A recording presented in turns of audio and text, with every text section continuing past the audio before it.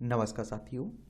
तो चलिए आज के दैनिक जागरण में क्या खास खबरें हैं उन्हें हम लोग एक एक करके देख लेते हैं। और याद रखिए दैनिक जागरण का राष्ट्रीय संस्करण है, तो इसमें आप लोगों को महत्वपूर्ण खबरें ही देखने को मिलेंगी। आप देखेंगे खेल मंत्री अनुराग ठाकुर ने रद्द किया चीन का दौरा। एशियाई खेलों के लिए अरुणाचल के खिलाड़ियों को वीजा नहीं देने के चीन के फैसले पर भारत ने जताया कड़ा विरोध। और विदेश मंत्रालय ने स्पष्ट कहा है कि अरुणाचल प्रदेश हमेशा भारत का हिस्सा था और आगे भी रहेगा। चीन को याद दिलाया कि भारत के पास अपने हितों की रक्षा के लिए उचित फैसला करने का अधिकार है। और आप देखेंगे क्या मामला है पूरा। अरुणाचल प्रदेश के दो वुशु खिलाड़ियों ओनिलू तेगा और मैपुंग लांगू को होंगझो एशियाई खेल 2023 के आयोजन समिति ने आयोजन में भाग लेने की मंजूरी प्रदान की थी, लेकिन दोनों अपने मान्यता पत्र डाउनलोड करने में असमर्थ रहे हैं। ये मान्यता पत्र ही चीन में प्रवेश के लिए वीजा का कार्य करते हैं। तीसरी वुशु खिलाड़ी नेवान वांगसु मान्यता पत्र डाउनलोड करने में कामयाब रही, पर उन्हें सूचित किया गया कि वह हांगकांग से आगे यात्रा नहीं कर सकेंगी। एक बात और आप लोगों को बता दूं, देखिए हमेशा चाइना का क्या राग है कि अरुणाचल प्रदेश वाला हमारा हिस्सा है, लद्दाख हमारा हिस्सा है। और आप देखते हैं कि यहाँ अरुणाचल प्रदेश में अवैध निर्माण करता रहता है। आप देखते हैं लद्दाख के हिस्से में कब्जा करके बैठा हुआ है। हिमाचल प्रदेश, उत्तराखंड और सिक्किम 5 राज्यों की सीमा हमारी लगती है किससे? चाइना से। और अरुणाचल प्रदेश के बारे में आपको बता देता हूँ, एक सामान्य जानकारी दे देता हूँ। इसकी राजधानी क्या है? इसकी राजधानी है, आप देखिए, ईटानगर। इसकी सीमा चाइना से तो लगे ही रही है, भूटान से लगती है और म्यांमार से लगती है। राज्यों में असम और नागालैंड से लगती है। और यहाँ अगर इसे हम लोग केंद्र शासित प्रदेश बनाया गया था 21 जनवरी 1972 में, और 20 फरवरी 1987 में से राज्य का दर्जा दिया गया था। और यहाँ के आप देखते हैं कि मुख्यमंत्री कौन है? पेमा खांडू हैं। विधानसभा में 60 सीटें हैं, राज्यसभा में 1 सीट है, लोकसभा में 2 सीटें हैं। 83,743 वर्ग किलोमीटर में फैला हुआ है। और देखिए एशियन अगर हम लोग गेम्स की बात करें तो इसे आप लोग एशियाड के नाम से भी जानते हैं। एक महाद्वीपीय एक बहुखेल आयोजन है जो हर चौथे वर्ष पूरे एशिया के एथलीटों के बीच आयोजित किया जाता है। और देखिए पहली बार 1951 में एशियाई खेल नई दिल्ली में हुए थे, ये भी आप लोगों को याद होना चाहिए।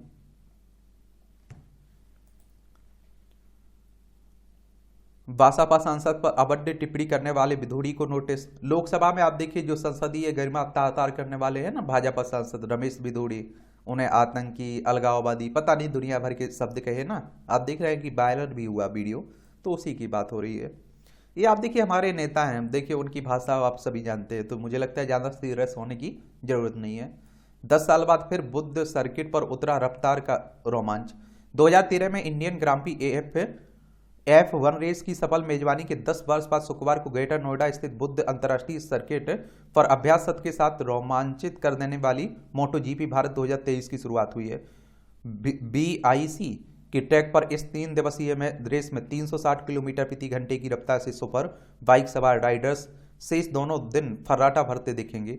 और शुक्रवार को अध्यात्म गुरु सदगुरु जग्गी वासुदेव ने विशेष अंदाज में इस प्रतियोगिता का उद्घाटन किया है। अगर जाना है तो देख के आ सकते हैं। देश का भाग्य बदलने वाला है महिलाओं का आरक्षण, मोदी साहब कह रहे हैं। ये आपने देखा है कि 33% आरक्षण दिया जा रहा है ना महिलाओं को, तो उन्हीं की बात हो रही है। अपने ही सांसद के विरोध के बाद बैकफुट पर ट्रूडो सरकार। कनाडाई प्रधानमंत्री की पार्टी के सांसद चंद्रा आर्य ने पूछा खालिस्तान समर्थक पन्नू पर कार्रवाई क्यों नहीं की। ट्रूडो के मंत्री लेवलांक और सज्जन ने कहा कि कनाडा में सभी हिंदू सुरक्षित हैं, उन्हें डरने की कोई जरूरत नहीं है।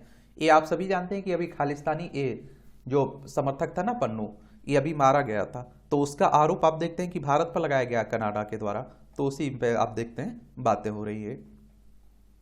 मैं आपसे कहता हूं ना कि एक खबर कोई चर्चा में बनी हो उसके बारे में एक सामान्य जानकारी ले लिया करिएगा, बाद में उसमें कोई अपडेट होता है, नया जुड़ता है, तो उससे पढ़ा करिएगा। बार बार अगर उसी पर बातें हो रही हैं तो कोई मतलब नहीं है, चाहे वो कोई आर्टिकल क्यों ना हो। भारत के सहयोग के लिए नाटो के द्वार खुले हैं, ये जूलियन स्मिथ कह रहे हैं। नाटो की बात करें तो आप देखिए ये काफी चर्चा में भी रहा है, क्योंकि आपने देखा है कि जो यूक्रेन और रूस का युद्ध हो रहा है ना, वो कहते हैं कि नाटो की वजह से हो रहा है। The North Atlantic Treaty Organization की बात हो रही है। और आप देखिए 4 अप्रैल 1949 में स्थापना हुई थी इसकी, वॉशिंगटन डीसी, यूएसए में। इसका हेडक्वार्टर कहाँ देखने को मिलेगा? बेल्जियम में। 31 सदस्य हैं इसके राज्य। ठीक है। यूएन में सुधार को लेकर भारत का जबरदस्त अभियान।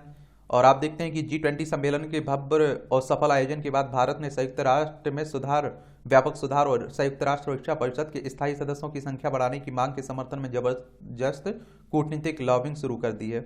आपको बताया ना कि देखिए यूएनएससी संयुक्त राष्ट्र सुरक्षा परिषद में 5 सदस्य स्थायी हैं, 10 अस्थायी सदस्य हैं। तो जो 5 स्थायी सदस्य हैं उनके सभी के नाम आप लोग नीचे लिखिए, कल भी बताया था मैंने। और उन्हें विशेष अधिकार मिले हुए हैं कि कोई प्रस्ताव आता है अगर उसे पास करवाना है तो इन 5 को सहमत होना चाहिए। राजग में शामिल हुए पूर्व पीएम देवगौड़ा की पार्टी। ये आप देखते हैं कि जेडीएस की बात हो रही है, खासकर कर्नाटक में इनका अस्तित्व अच्छा है। ऑस्ट्रेलिया को हरा तीनों पैरों में नंबर 1 बनी टीम भारत। जमीन के बदले रेलवे में नौकरी घोटाले में लालू राबड़ी तेजस्वी समेत 17 को समन। और आप देखिए राउज एवेन्यू कोर्ट ने आरोपितों को 4 अक्टूबर को पेश होने का दावा किया है। और सीबीआई के दूसरे आरोप पत्र में पहली बार सामने आया था तेजस्वी का नाम। तेजस्वी यादव आप देखते हैं बिहार के उप मुख्यमंत्री हैं वर्तमान में। और लालू प्रसाद यादव, राउडी यादव, ये आप देखते पूर्व मुख्यमंत्री बिहार की। सीबीआई यानी कि सेंट्रल ब्यूरो ऑफ इन्वेस्टिगेशन की बात हो रही है। और आपको बता दूं कि इसकी स्थापना 1 अप्रैल 1963 में हुई थी। नई दिल्ली में हेडक्वार्टर देखने को मिलेगा। और जब आप देखिए पूरा मामला ये है कि 2004 से 2009 के दौरान लालू प्रसाद यादव रेल मंत्री थे ना, उसी समय आप देखते हैं कि मध्य प्रदेश के जबलपुर स्थित पश्चिम मध्य क्षेत्र में की गई रेलवे की ग्रुप डी भर्ती से जुड़ा ये मामला है सब, कि इन्होंने जमीन ली और उसके बदले नौकरियां दी, उसी की बात हो रही। सनातन के खिलाफ बयानबाजी पर उदयनिधि को सुप्रीम कोर्ट का नोटिस। और याचिका में द्रमुक नेता स्टालिन पे एफआईआर दर्ज करने की मांग। याचिका में आप देखिए स्टालिन के अलावा तमिलनाडु सरकार को भी पक्षकार बनाया है इसमें। और आप देखिए सुप्रीम कोर्ट की बात करें तो आप सभी जानते हैं सर्वोच्च अदालत है हमारी। संविधान के अनुच्छेद 124 के तहत इसकी स्थापना की बात की गई है। 28 जनवरी 1950 में स्थापना हुई थी। ये आप देख लीजिए राष्ट्रीय राजधानी दिल्ली से जुड़ी हुई खबरें हैं। दिल्ली एक केंद्र शासित प्रदेश है, ये भी आप जानते हैं।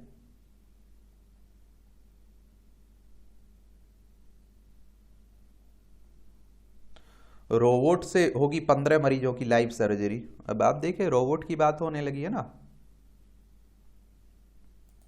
G20 शिखर सम्मेलन की सफलता ने देश को दिया आत्मविश्वास। हमारे कौन कह रहे हैं? प्रधानमंत्री साहब कह रहे हैं। G20 की अध्यक्षता हम लोगों ने की थी ना। और देखिए G20 ग्रुप ऑफ 20 की बात हो रही है। अब तो आप देखते हैं कि एक और अफ्रीकी संघ जुड़ गया है। तो 26 सितंबर 1999 में इसकी स्थापना हुई थी। 2008 में इसका पहला शिखर सम्मेलन हुआ था। और वैश्विक अर्थव्यवस्था में प्रमुख मुद्दों पर चर्चा करने के लिए व्यवस्थित रूप से महत्वपूर्ण औद्योगिक और विकासशील अर्थव्यवस्थाओं को एक साथ लाना है। 21 सदस्यों में आप देखिए अर्जेंटीना, ऑस्ट्रेलिया, ब्राजील, कनाडा, चीन, France, Germany, Bharat, Indonesia, Italy, Japan, Mexico, दक्षिण कोरिया, रूस, सऊदी अरब, दक्षिण अफ्रीका, टर्की, यूनाइटेड किंगडम, संयुक्त राज्य अमेरिका, अफ्रीकी संघ और यूरोपीय संघ आप लोगों को इसके सदस्य देखने को मिल जाएंगे। वीएनएस में लिंचिंग सहित कई अपराधों की होगी स्पष्ट आप देखते हैं व्याख्या। भारतीय न्याय संहिता, ये आप देखते हैं कि नया कानून आया रहा ना, तो उन्हीं की बात हो रही है। एक साथ चुनाव पर विचार के लिए महत्वपूर्ण बैठक आज। पूर्व राष्ट्रपति रामनाथ कोविंद की अध्यक्षता में पूरी प्रक्रिया का खींचा जाएगा खाका। चुनाव प्रक्रिया से जुड़े लोगों से विचार विमर्श का कार्यक्रम भी निश्चित किया जाएगा। एक देश एक चुनाव की बात हो रही है, उसी की बात करें।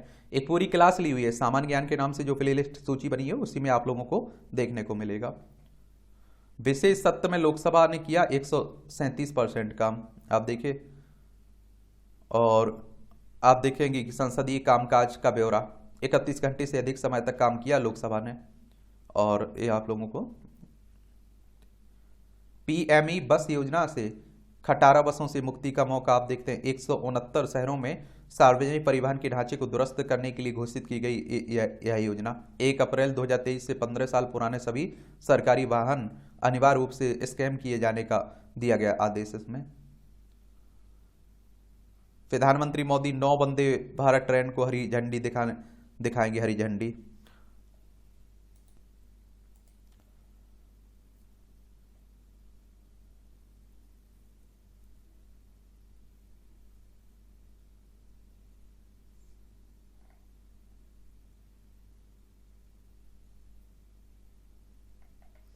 सब राजनीति की खबरें हैं। और आप लोग चुनाव आयोग के बारे में जरूर याद रखा करिएगा। और देखिए, जिस राज्य में चुनाव हो रहे हैं उस राज्य के बारे में याद रखा करिएगा। इलेक्शन कमीशन ऑफ इंडिया, भारतीय निर्वाचन आयोग, यही विधानसभा, राज्यसभा, लोकसभा, राष्ट्रपति, उपराष्ट्रपति के चुनाव करवाता है। और इसकी स्थापना 25 जनवरी 1950 में हुई थी। संवैधानिक संस्था है, संविधान के अनुच्छेद 324 के तहत इसकी स्थापना की गई है। और आप देखते हैं कि इसका हेडक्वार्टर नई दिल्ली में देखने को मिलेगा। सुकुमार सेन पहले मुख्य चुनाव आयुक्त थे।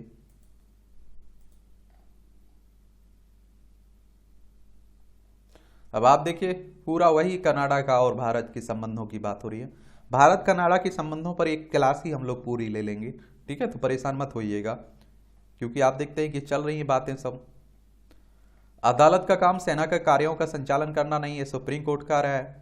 या सेना में इकाइयों की कमान देने में महिला अधिकारियों के साथ भेदभाव आरोप लगाने वाली महिला कर्नल की याचिका पर सुनवाई करते हुए सुप्रीम कोर्ट ने ये टिप्पणी की हुई है। ये आप देखें कि डैगन का राजनीतिक पैंतरा नत्थी वीजा। चीन ने सन 2000 के बाद भारत के साथ चल रही सीमा विवाद पर अपनी नीति बदली। आक्रामक नीति के तहत चीन ने अरुणाचल प्रदेश और जम्मू कश्मीर के निवासियों को नियमित वीजा के बजाय नत्थी वीजा जारी करना शुरू किया। 2005 में पहली बार चीन ने अरुणाचल प्रदेश के निवासियों को नत्थी वीजा जारी किया और इसके बाद से ये सिलसिला जारी रहा। और आप देखते हैं कि और चीन नत्थी वीजा जारी करके अरुणाचल प्रदेश पर अपने दावे को मजबूत देने के साथ ये संदेश देना चाहता है कि जम्मू कश्मीर विभाजित क्षेत्र है और वह इसे भारत का अभिन्न हिस्सा नहीं मानता। वही भारत ने चीन के इस कदम का कड़ा विरोध करते हुए दोहराया है कि अरुणाचल प्रदेश और जम्मू कश्मीर भारत के अभिन्न अंग है। और देखिए, नत्थी वीजा और स्टाम्प वीजा में फर्क क्या होता है? स्टाम्प वीजा नियमित वीजा है, एक देश दूसरे देश के नागरिकों को नियमित वीजा जारी करता है। नत्थी वीजा नियमित वीजा से अलग होता है। इसमें पासपोर्ट पर सीधे स्टाम्प लगाने के बाद वीजा के साथ एक कागज नत्थी कर दिया जाता है और ऐसा करके चीन पासपोर्ट पर अपनी आधिकारिक स्टाम्प लगाने से बच जाता है। और किसी देश के नागरिक के लिए नत्थी वीजा जारी होना चिंता की बात इसलिए क्योंकि जब ये नागरिक अपने देश लौटता है तो नत्थी वीजा पर लगा हुआ एंट्री और एग्जिट पास फाड़ दिया जाता है। उसकी आप देखिए यात्रा का कोई ब्यौरा रिकॉर्ड में दर्ज नहीं हो पाता है। इसका मतलब है कि नत्थी वीजा के साथ यात्री कहाँ गया और कब गया इसका कोई सबूत नहीं रह जाता है और किसी विदेश की सुरक्षा के लिहाज से ये चिंता का कारण भी रहता है। ठीक है, ये भी याद रखिएगा।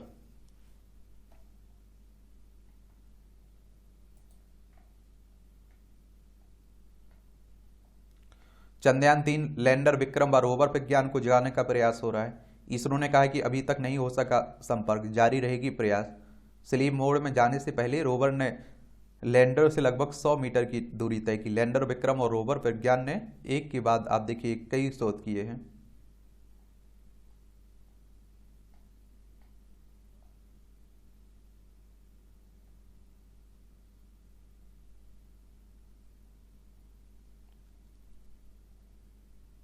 ये 18 साल बाद विलय दिवस पर जम्मू कश्मीर में दिल थामने वाला एयर शो। जम्मू कश्मीर के भारत में विलय के 76 वर्ष पूरे होने पर वायुसेना के शो ने जीता है, आप देखते हैं दिल। और अब आप देखते हैं कि जम्मू कश्मीर और लद्दाख दो हिस्सों में बंट चुका है ना, दोनों केंद्र शासित प्रदेश हैं, पहले एक हुआ करते थे दोनों। कृष्ण जन्मभूमि मामले में सुप्रीम कोर्ट का वैज्ञानिक सर्वे कराने से इनकार। मथुरा जिले में शाही ईदगाह मस्जिद में सर्वे की मांग पर निर्णय हाईकोर्ट पर छोड़ा। और एक बात आप लोगों को बता दूं कि देखिए, मथुरा में कृष्ण जन्मभूमि को लेकर भी विवाद बना हुआ है, तो उसी की बात हो रही है।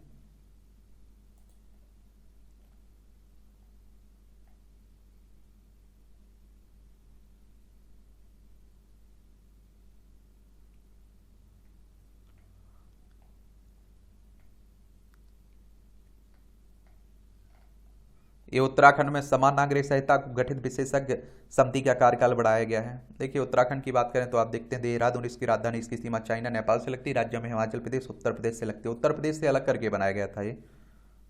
और समान नागरिक संहिता कहने का मतलब है कि सबके लिए समान कानून की बात हो रही है।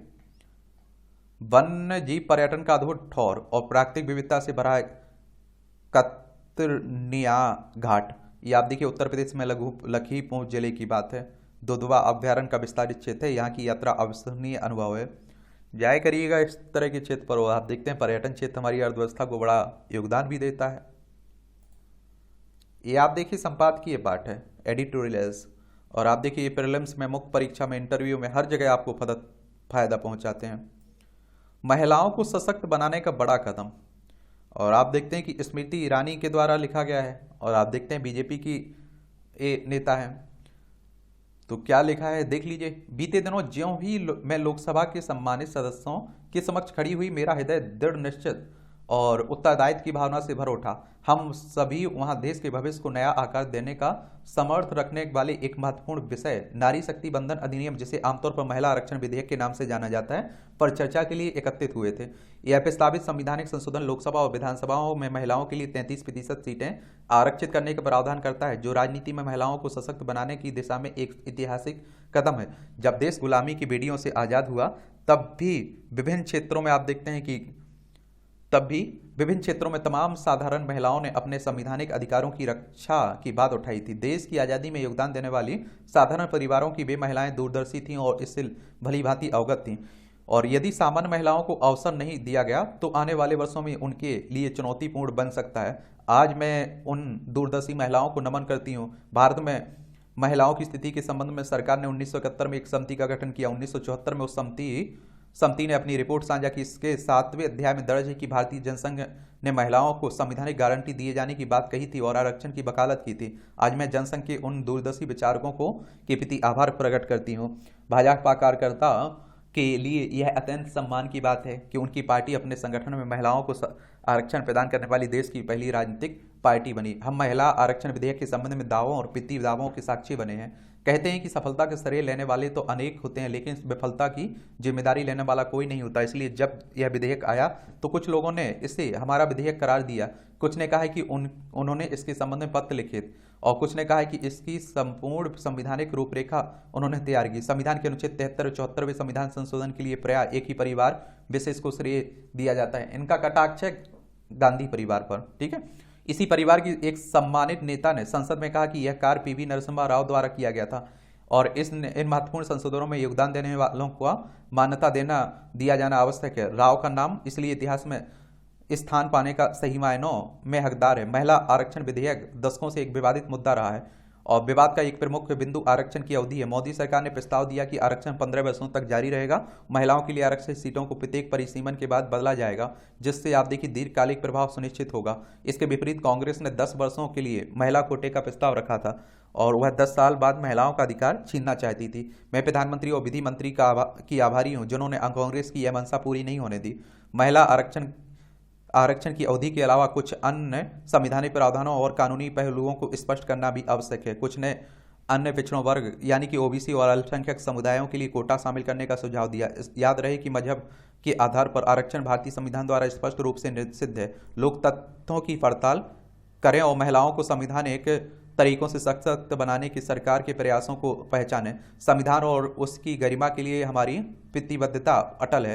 राजनीतिक प्रतिनिधित्व महिला सशक्तिकरण का बुनियादी पहलू है। मोदी सरकार ने राजनीति में महिलाओं की भागीदारी बढ़ाने की दिशा में कई कदम उठाए हैं। शासन के विभिन्न स्तरों पर आप देखिए महिलाओं की भागीदारी की वकालत करते हुए मोदी सरकार यह सुनिश्चित कर रही है कि निर्णय लेने की प्रक्रिया में महिलाओं का पक्ष सुनना जाए। महिलाओं को सशक्त बनाने के लिए मोदी सरकार ने एक परिवर्तन यात्रा आरंभ की। समग्र नीतियों और लक्षित पहलों के माध्यम से सरकार ने शिक्षा, स्वास्थ्य देखभाल, राजनीतिक प्रतिनिधित्व, आर्थिक सशक्तिकरण और लैंगिक समानता जैसे महत्वपूर्ण क्षेत्रों पर गौर किया है। प्रत्यक्ष को प्रमाण की आवश्यकता नहीं होती। स्वास्थ्य सेवाओं तक पहुंच में सुधार हुआ है, राजनीतिक प्रतिनिधित्व बढ़ा है और महिलाओं के लिए आर्थिक अवसर बढ़े हैं। महिलाओं के विकास के लिए पर्याप्त बजट आवंटन को हमें भूलना नहीं चाहिए। इन आवंटनों में वृद्धि महिलाओं को आगे बढ़ने में मदद के प्रति हमारी सरकार के समर्पण को दर्शाती है। प्रधानमंत्री मोदी के नेतृत्व में दिए गए प्रयासों की बदौलत स्कूली शिक्षा अधूरी छोड़ने वाली लड़कियों की संख्या में काफ़ी कमी आई है। यह केवल राजनीतिक रूप से ही नहीं बल्कि शिक्षा और आर्थिक अवसरों के माध्यम से भी हमारी महिलाओं को सशक्त बनाने की हमारी प्रतिबद्धता को रेखांकित करता है। भारत महिला सशक्तिकरण की दिशा में जिस तरह से आगे बढ़ रहा है उसके सकारात्मक प्रभाव को आप देखते हैं कि देखना महत्वपूर्ण है। चुनौतियों के बावजूद लैंगिक समानता, महिला सशक्तिकरण के प्रति सरकार की अटल प्रतिबद्धता देश भर में लाखों महिलाओं के लिए आशा की किरण है और शिक्षा, स्वास्थ्य देखभाल तथा राजनीतिक और आर्थिक अवसरों के माध्यम से भारत में महिलाएं प्रतिनिधित्व और सशक्तिकरण की अभिनव भावना का अनुभव करते हुए राष्ट्र की प्रगति और विकास में योगदान दे रही हैं। यदि संवैधानिक गरिमा के दृष्टिकोण से महिला आरक्षण विधेयक पर गौर करें तो इसके माध्यम से देवी लक्ष्मी ने संवैधानिक रूप ग्रहण किया है और यह महिलाओं के आर्थिक सशक्तिकरण का प्रतीक है। यह विधेयक कोई राजनीतिक औजार नहीं है, बल्कि महिलाओं को सशक्त बनाने का साधन है। हमें याद रखना चाहिए कि यह मामला श्रेय लेने या दोष मढ़ने का नहीं है। यह महिलाओं के साथ लोकतंत्र को मजबूत बनाने और भारत के उज्ज्वल भविष्य को आकार देने के अवसरों की पहचान करने को समर्पित है। लेखिका है, केंद्रीय मंत्री भी है। चलिए ये भी याद रखिए। कारीगरों और शिल्पकारों को मिला सहारा। जो पीएम विश्वकर्मा योजना आई ना, उसी की बात हो रही। यह एक समय था जब मिट्टी से बनी अनेक वस्तुओं के लिए लोग कुम्हारों पर निर्भर थे। धीरे धीरे मिट्टी के बर्तनों की जगह स्टील और प्लास्टिक के बर्तनों ने ले लिए। कुम्हारों के जिन परिवारों को गांव में ही रोजगार मिला था, उनके बच्चे आजीविका के लिए शहर पलायन कर गए और यही हाल बढ़ई, लोहार आदि का हुआ। 21वीं सदी में भले ही प्रगति की नई चकाचौंध लेकर आई हो, लेकिन देश की आत्मनिर्भरता की धुरी रहे शिल्पकारों और कारीगरों को इसका दंश झेलना पड़ा है। भारतीय अर्थव्यवस्था का आधार रहे इस वर्ग की प्रधानमंत्री मोदी ने सुध ली और स्वतंत्रता दिवस पर लाल किले की प्राची से उन्होंने पीएम विश्वकर्मा योजना शुरू करने की घोषणा की। इस घोषणा की आप देखिए 48 घंटे के भीतर केंद्रीय कैबिनेट ने योजना को मंजूरी दी। 17 सितंबर को विश्वकर्मा जयंती के मौके पर पीएम के हाथों शुभारंभ के साथ यह योजना क्रियान्वयन के स्तर पर आ गई है। और पीएम विश्वकर्मा योजना के अंतर्गत ग्रामीण एवं शहरी भारत के 18 पारंपरिक व्यवसायों को नया जीवन दिया जाएगा। इनमें आप देखिए कुम्हार, बढ़ई, लोहार, सुनार, दर्जी, मोची, नाई, मूर्तिकार आदि के साथ नाव बनाने वाले कारीगर भी शामिल हैं। ये वे उद्यम हैं जो एक विशेष तरह के हुनर और भारतीय ज्ञान परंपरा पर आधारित हैं। सदियों से यह कारीगर पीढ़ी दर पीढ़ी हस्तांतरित होती रही है। और विश्वकर्मा आप देखते हैं कि विश्वकर्मा योजना के अंतर्गत 30 लाख परिवारों को आर्थिक सहायता प्रदान की जाएगी। इसके लिए आप देखिए 13,000 करोड़ रुपए आवंटित हुए हैं। प्रत्येक परिवार ने एक व्यक्ति को आर्थिक सहायता मिलेगी। नागरिक सेवा केंद्रों के जरिए कारीगरों और शिल्पकारों का आप देखिए पंजीयन होगा। उन्हें पीएम विश्वकर्मा प्रमाण पत्र और एक पहचान पत्र दिया जाएगा। पीएम विश्वकर्मा योजना के 3 प्रमुख आयाम है। पहला आप देखिए आर्थिक सहयोग, दूसरा कौशल और तीसरा है आप देखिए दक्षता संवर्धन तथा तीसरा विपणन व्यवस्था है। और इस योजना के तहत पहली किस्त में 1 लाख रुपए का कर्ज दिया जाएगा, जिसे 18 महीने के भीतर चुकाना होगा। यदि ये कर्ज चुका दिया तो दूसरी किस्त में 2 लाख रुपए का लोन दिया जाएगा। इसे 30 किस्तों में चुकाना होगा। पारंपरिक स्वरोजगार वालों के लिए जरूरी उपकरण, उत्पादों की रखरखाव, कच्चे माल की उपलब्धता और डिजिटल भुगतान की कमी बड़ा संकट रही है। विश्वकर्मा योजना से मिलने वाले आर्थिक प्रोत्साहन से ऐसे लोग अपने व्यवसाय को संस्थागत रूप से दे सकेंगे। योजना के हितग्राहियों की पहचान ग्राम पंचायत, जिला और राज्य स्तर पर होगी। प्रशिक्षण अवधि में लोग 500 रुपये प्रतिदिन मानदेय के हकदार होंगे। प्रशिक्षण के दौरान उन्हें 15,000 रुपये तक के आधुनिक उपकरण दिए जाएंगे। प्रशिक्षण के दौरान 12 अलग अलग भाषाओं में उपलब्ध कराई जाने वाली टूल किट में आधुनिक प्रौद्योगिकी और बाजार की जानकारी मिलेगी। शिल्पकारों और दस्तकारों के सिमटने की एक बड़ी वजह उनके उत्पादों की कमजोर विपणन व्यवस्था रही है। विश्वकर्मा योजना कारीगरों और शिल्पकारों के लिए टिकाऊ बाजार और विपणन तंत्र मुहैया कराने पर जोर देती है। हुनर हाट, हस्तशिल्प एवं उपहार मेलों के साथ एक जिला एक उत्पाद योजना भी उनके उत्पादों को नया जीवन देगी। यदि उन्हें ओपन नेटवर्क डेवलपमेंट कॉरपोरेशन जैसे देसी ई-कॉमर्स मंच पर जगह मिलती है तो वे बाजार की प्रतिस्पर्धा में भी खड़े हो सकेंगे। सूक्ष्म, लघु एवं मध्यम उद्यम मंत्रालय द्वारा चलाई जा रही जीरो इफेक्ट योजना से स्थानीय उत्पादों की संबद्धता इन कारीगरों के उत्पादों की गुणवत्ता भी बढ़ाएगी, जिससे समग्र लाभ देखने को मिलेंगे। कुछ वर्ष पहले उत्तर प्रदेश की योगी सरकार द्वारा शुरू विश्वकर्मा श्रम सम्मान योजना से 1.40 लाख शिल्पियों को प्रशिक्षण किया जा चुका है। मध्य प्रदेश सरकार चमड़ा उद्योग से जुड़े कारीगरों के लिए नेशनल फुटवियर डिजाइनिंग इंस्टीट्यूट के साथ भागीदारी करने जा रही है। केंद्र सरकार पीएम विश्वकर्मा योजना के माध्यम से विनिर्माण गतिविधियों से संबद्ध एक बड़े वर्ग को एमएसएमई से जोड़ना चाहती है। देश के पारंपरिक उद्योगों को प्रोत्साहन का सीधा असर घरेलू विनिर्माण पर पड़ेगा। स्थानीय स्वरोजगार खत्म होने का सबसे अधिक लाभ चीन जैसे देशों को हुआ, जिसकी वस्तुओं से हमारे बाजार पर पट गए हैं। विश्वकर्मा योजना स्थानीय कौशल को नई ऊर्जा देकर स्वदेशी उत्पादों की आपूर्ति और खपत बढ़ाएगी। मेक इन इंडिया से लेकर वोकल फॉर लोकल जैसे अभियान का मूल उद्देश्य यही रहा है। आधुनिक प्रौद्योगिकी से देश की श्रमबल संरचना में तेजी से बदलाव हो रहा है। और पीएम विश्वकर्मा योजना में शामिल व्यवसाय मुख्य रूप से अनुसूचित जाति, जनजाति और अन्य पिछड़ा वर्ग द्वारा संचालित हैं। इस योजना से श्रम शक्ति में महिलाओं की भागीदारी भी बढ़ेगी। स्वरोजगार पर आप देखते हैं कि आधारित एक बड़े वर्ग तक प्रौद्योगिकी लाभ पहुंचने से कुटीर औद्योगिक उत्पादन में हिस्सेदारी बढ़ेगी। आर्थिक विषमता दूर करने के साथ यह सामाजिक समरसता को भी मजबूती देगी। और अब तक आर्थिक प्रोत्साहन चयनित उद्योगों के लिए ही आरक्षित माने जाते थे और पहली बार आप देखिए सरकार पुश्तैनी कारोबारों के लिए समग्र आर्थिक प्रोत्साहन लेकर आई है। इसी कड़ी में आप देखिए रेहड़ी पटरी वालों के लिए 6,000 करोड़ रुपए प्रदान किए जा चुके हैं। हर घर शौचालय, पीएम आवास योजना, उज्ज्वला हर घर नल जल योजना से लेकर जनधन की वास्तविक लाभार्थी कमजोर वर्ग की ही रहा है। उज्ज्वला योजना के 45% लाभार्थी दलित और आदिवासी हैं। स्पष्ट है कि इस तबके का आर्थिक सशक्तिकरण उन्हें सामाजिक और राजनीतिक रूप से सशक्त बनाएगा। ये लेखक हैं, लोक नीति विश्लेषक, इनका नाम है अरविंद कुमार मिश्रा। इनके द्वारा आप देखिए लिखा गया है। जीवन यात्रा, जो यात्री अपनी यात्रा के दौरान उपयोग में आने वाली सामग्री यानी पाथे साथ में लेकर चलता है, वह भूख और प्यास की चिंता से मुक्त होकर सुखपूर्वक अपने लक्ष्य को प्राप्त कर लेता है। चलिए ये आप देखिए अक्षम आचरण, जो संसद में आप देखते हैं बोला गया है उसी की। डेंगू पर लापरवाही, उत्तराखंड में डेंगू के निरंतर मामले बढ़ने के बाद नगर निकायों प्रशासन में सख्ती जरूर शुरू हो गई है। साफ सफाई रखा करिएगा। विलुप्ति के मुहाने पर थी मानव जाति।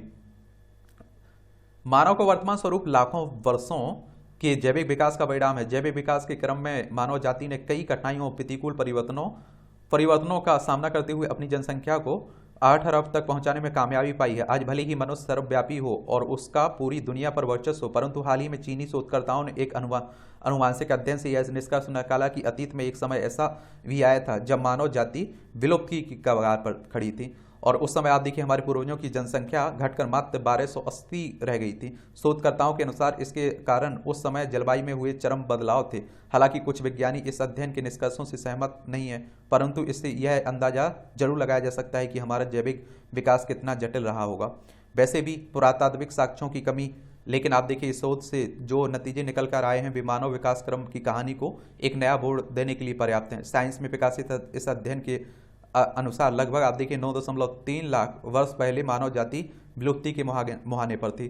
तब तक हमारे पूर्वजों ने पूरी धरती पर फैलना शुरू कर दिया था, और तब आप देखिए तक वे पत्थर साधारण औजारों का उपयोग करने लगे थे। 1 लाख वर्षों तक कई झंझावतों को झेलकर वह छोटी आबादी विलुप्त होने से बची रही, और लगभग आप देखिए 8 लाख साल पहले जनसंख्या बढ़कर 30,000 तक पहुंची। और दशकों से आप देखिए विज्ञानी जीवित होने के डीएनए में अनुवांशिक विविधता का विश्लेषण कर मानव प्रजातियों के इतिहास का पुनर्निर्माण करते रहे हैं। इस अध्ययन में भी शोधकर्ताओं ने ऐसा ही किया, और आप देखिए उन्होंने 3154 जीवित लोगों के जीनोम की तुलना करते हुए हमारे पूर्वजों के उस दौर के जीवन की जांच की है जब वे विलुप्ति की कगार पर पहुंच गए थे। विज्ञान के अनुसार आप देखिए 9.3 लाख वर्ष पहले जनसंख्या में आई इस भारी गिरावट का कारण वैश्विक जलवायु परिवर्तन हो सकता है। ऐसा संभावित हिमयुग के दौरान पृथ्वी के गिरते तापमान के कारण हुआ था, जो लगभग आप देखिए 1 लाख वर्षों तक जारी रहा है, और उस कालखंड में समुद्र की सतह के तापमान में गिरावट आई और वैश्विक शीतलन की वजह से भयंकर सूखा पड़ा। हो सकता है कि उन परिस्थितियों ने हमारे पूर्वजों के लिए भोजन ढूंढना कठिन बना दिया हो। जब एक लंबी अवधि के बाद तापमान बढ़ने लगा तो जनसंख्या में वृद्धि होने लगी। आज मनुष्य अपनी गतिविधियों से जलवायु को बदल रहा है। यदि हम विलुप्ति की नौबत तक नहीं पहुंचाना चाहते हैं तो इस समस्या का समाधान तलाशने के लिए सामूहिक रूप से काम करना होगा। ये भी पढ़ लिया करिए, छोटी छोटी खबरें रहती हैं। बांधों से जुड़ी समस्याएं और उनका समाधान। जयपुर में बांधों की सुरक्षा को लेकर हाल ही में 2 दिवसीय अंतर्राष्ट्रीय सम्मेलन संपन्न हुआ। इसमें आप देखिए भारत समेत विश्व के विभिन्न देशों के प्रतिनिधियों ने सहभागिता कर बांधों की सुरक्षा के संदर्भ में गहन चिंतन मंथन किया। बांध के निर्माण से लेकर उसके रखरखाव में आने वाली सब समस्याओं, बाधाओं की विफलता जैसी स्थितियों का भी समय समय पर समेकित आकलन किया जाना चाहिए ताकि संभावित समस्याओं का समाधान किया जा सके। लीबिया की आपदा से सबक ले विश्व समुदाय भी कहा जा रहा है।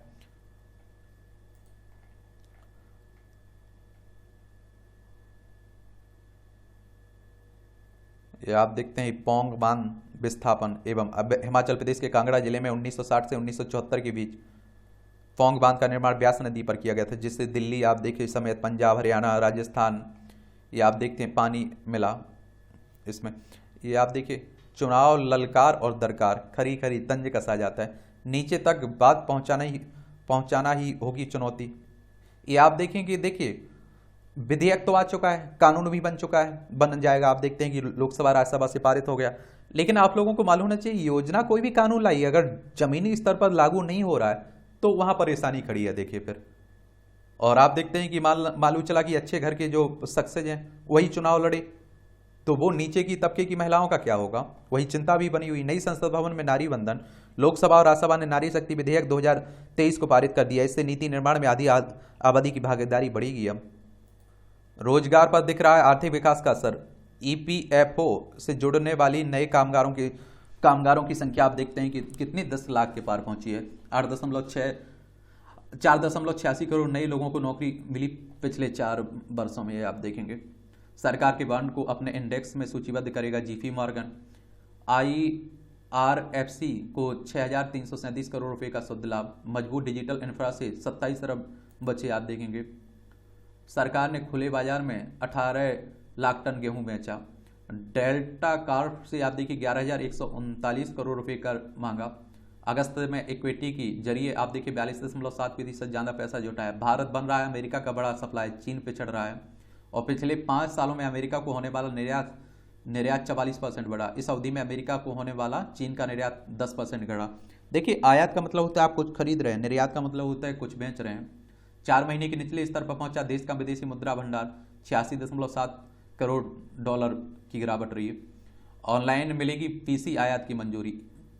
सरकार ने शुक्रवार को आईटी हार्डवेयर कंपनी से कहा है कि लैपटॉप, टैबलेट, सर्वर आदि के लिए आयात मंजूरी प्रक्रिया पूरी तरह से ऑनलाइन होगी। इसमें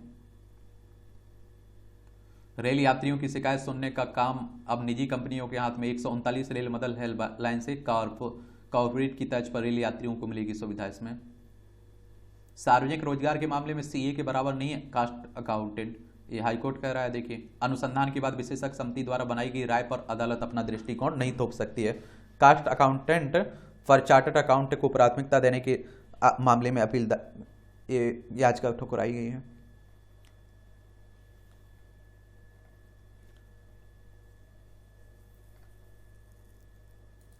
ये आप सभी जानते हैं। देखिए, अंतर्राष्ट्रीय खबरें हैं। शरीफ बंधुओं समेत 80 हाई प्रोफाइल लोगों पर चलेगा भ्रष्टाचार करके। पाकिस्तान की बात हो रही है। देखिए, हमारा पड़ोसी लद्दाख, जम्मू कश्मीर, पंजाब, राजस्थान, गुजरात, 5 राज्यों की सीमा लगती है।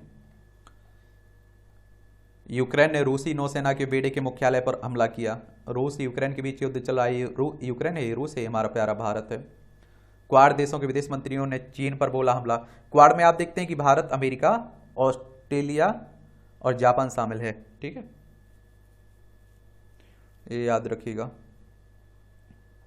विश्व सांस्कृतिक महोत्सव में गरबा नृत्य रहेगी धूम। आप देखिए, वॉशिंगटन में सप्ताह आप देखते हैं। भारतवंशी चेतना मारू का उपन्यास बुकर पुरस्कार की दौड़ में शामिल। वेस्टर्न में गुजराती परिवेश पर आधारित उपन्यास है। यह 11 वर्षीय बच्ची गोपी के जीवन के आसपास घूमता रहता है। दक्षिण चीन सागर में भारत सिंगापुर की नौसेना का संयुक्त अभ्यास। दक्षिण चीन सागर आप देखेंगे, ये देखिए यहाँ, ये आप चाइना से अपना हिस्सा बताता रहता है। ये आप देखिए, सिम्बैक्स की शुरुआत हुई है, सिम्बैक्स। ठीक है, ये याद रखना है। अब यूजर्स फेसबुक पर बना सकेंगे 4 अतिरिक्त व्यक्तिगत प्रोफाइल। अलग अलग रुचि वाले लोगों के लिए बनाए जा सकेंगे प्रोफाइल। नेपाल में शिक्षा सुधार विधेयक के विरोध में सड़कों पर उतरे हजारों शिक्षक। बंद रहे स्कूल। बड़ी संख्या में शिक्षक बुधवार से ही काठमांडू कर रहे हैं प्रदर्शन। शिक्षकों की मांग पूरी नहीं होने पर प्रदर्शन तेज करने की धमकी भी दे रहे हैं। आप देखते हैं कि शिक्षकों के प्रदर्शन के कारण आप देखते हैं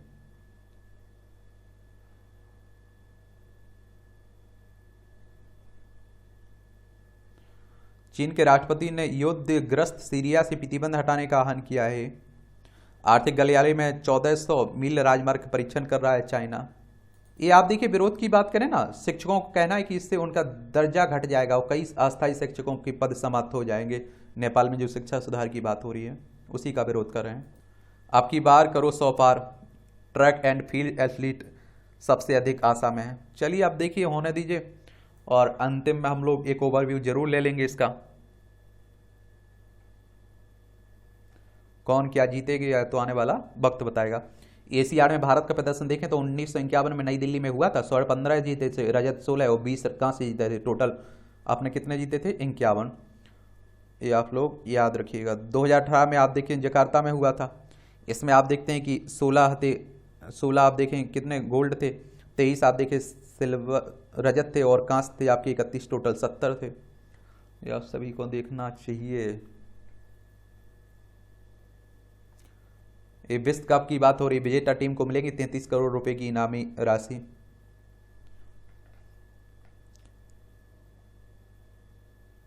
भारत 30वां देश जहां हो रही है, ये आप देखते हैं मोटो जीपी। बस 1949 में हुई थी मोटो जीपी रेस, अब तक 29 देशों में हो चुकी है ये। तैयारी चुनावी वार रूम की, आगामी चुनाव को देखते हुए। चलिए,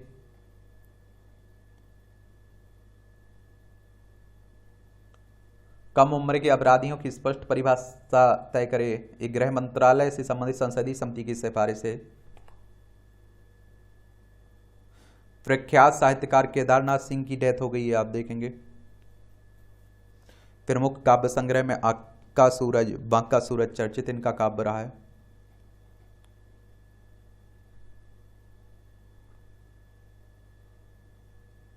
ये 35 फीट व्यास के तने वाला विशाल देवदार जम्मू संभाग के भद्रवाह में आप देखेंगे। यहाँ आप देखिए, यहाँ जनरल नॉलेज की जानकारी मिल जाती है, परीक्षा के पॉइंट व्यू से भी पॉइंट मिल जाते हैं। पहली बार जर्मनी में फ्लैश लाइट के पेटेंट जारी किया गया, और 1930 में आज ही आप देखिए जर्मनी के जोहान ऑस्टर मेयर ने फोटोग्राफिक प्रयोजनों के लिए उपयोग की जाने वाली फ्लैश लाइट के लिए पेटेंट प्राप्त किया था। इसी साल इसे जनरल इलेक्ट्रिक द्वारा अमेरिकी बाजार में पेश किया गया। आधुनिक फोटोग्राफिक फ्लैश लाइट इसी डिजाइन से विकसित हुई। जर्मन खगोलशास्त्री जोहान जी गाले ने नेपच्यून की खोज की 1846 में। आज ही के दिन भी आप देखिए, जर्मन खगोलशास्त्री जोहान गाले ने नेपच्यून ग्रह की खोज की थी। ब्रिटिश खगोलशास्त्री जॉन एडम्स और फ्रांसीसी खगोलशास्त्री आर्वन ले वीरियर ने गणितीय गणना के आधार पर आप देखिए इस ग्रह के होने का दावा किया था। बाद में दोनों ने गाले को इससे खोजने की जिम्मेदारी सौंपी। वीर रस के महानतम हिंदी कवि के रूप में जाने जाते हैं दिनकर। महान साहित्यकार रामधारी सिंह दिनकर का जन्म 1908 में आज ही के दिन बिहार के बेगूसराय जिले में हुआ था। उनकी पहली कविता 1924 में छात्र सहोदय पत्रिका में प्रकाशित हुई। कलम आज उनकी जय बोल, सिंहासन खाली करो की जनता आती है, परशुराम की प्रतीक्षा, रश्मि रथी, विजय संदेश जैसी रचनाओं में उन्हें राष्ट्र कवि की उपाधि दिलाई। 1952 में राज्यसभा के सदस्य चुने गए। वर्ष 1965 में भारत सरकार ने हिंदी साहित्य सलाहकार नियुक्त किया है। रेणुका रसवंती कुरुक्षेत्र उनकी कुछ अन्य प्रसिद्ध कृतियां हैं। वायरस का पता लगाएगी फेफड़ों की कोशिकाएं। ट्रिनिटी कॉलेज की टीम ने किया अध्ययन, आरएनए और इन्फ्लुएंजा वायरस पर लगाया जा सकता है इसका पता। चलिए, खारे पानी में भी पशुओं के लिए उगा दिया आप देखिए अजोला।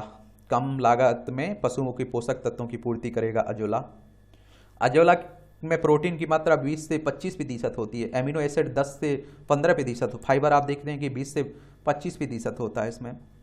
और आप देखते हैं कि शुष्क भार के आधार पर यह 25 से 30% प्रोटीन।